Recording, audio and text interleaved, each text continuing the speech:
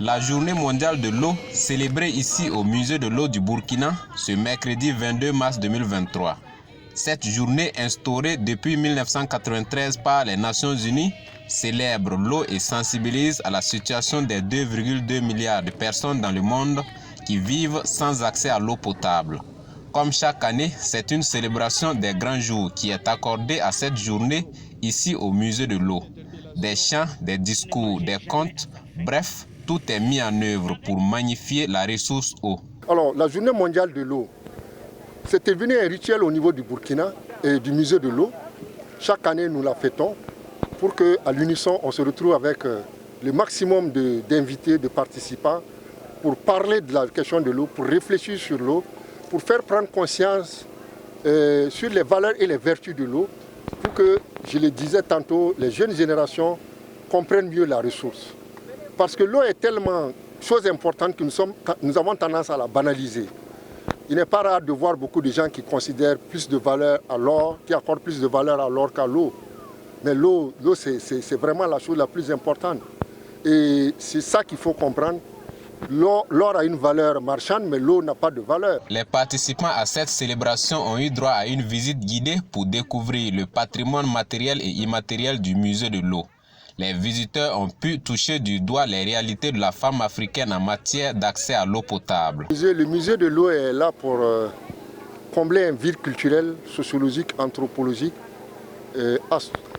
cosmogonique, pour montrer que quand on dit que l'eau c'est la vie, on oublie un aspect important, c'est ce qu'on appelle le patrimoine matériel et immatériel, les objets, les ustensiles qui concourent à collecter l'eau, transporter l'eau, stocker l'eau. Sans ce patrimoine matériel, l'eau n'est pas la vie. Il faut ajouter toujours ça.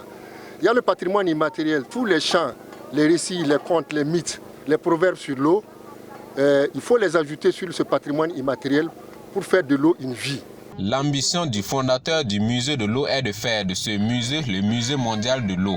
Le ministère en charge de la culture, qui a d'ailleurs parrainé cette cérémonie, s'engage à accompagner le promoteur à faire de ce rêve une réalité. Évidemment, c'est un rêve qui intéresse tout le monde, il faut le dire comme ça.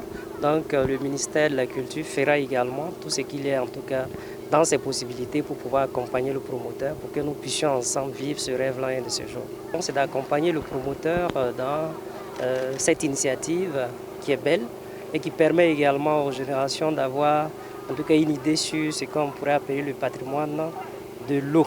Les visiteurs du jour se réjouissent d'avoir beaucoup appris, notamment sur les symboliques de l'eau.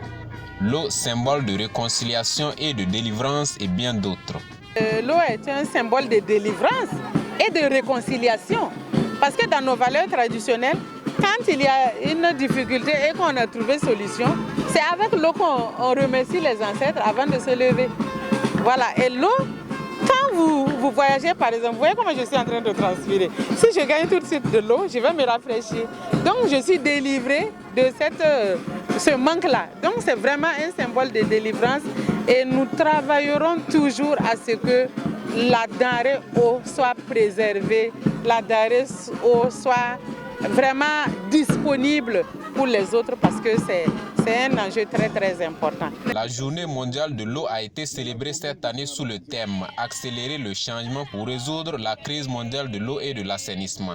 Un thème interpellateur sur la vision de l'eau et sur l'accès des personnes déplacées internes à l'eau et à l'assainissement pour le cas du Burkina, selon Alassane Samoura, fondateur du musée de l'eau.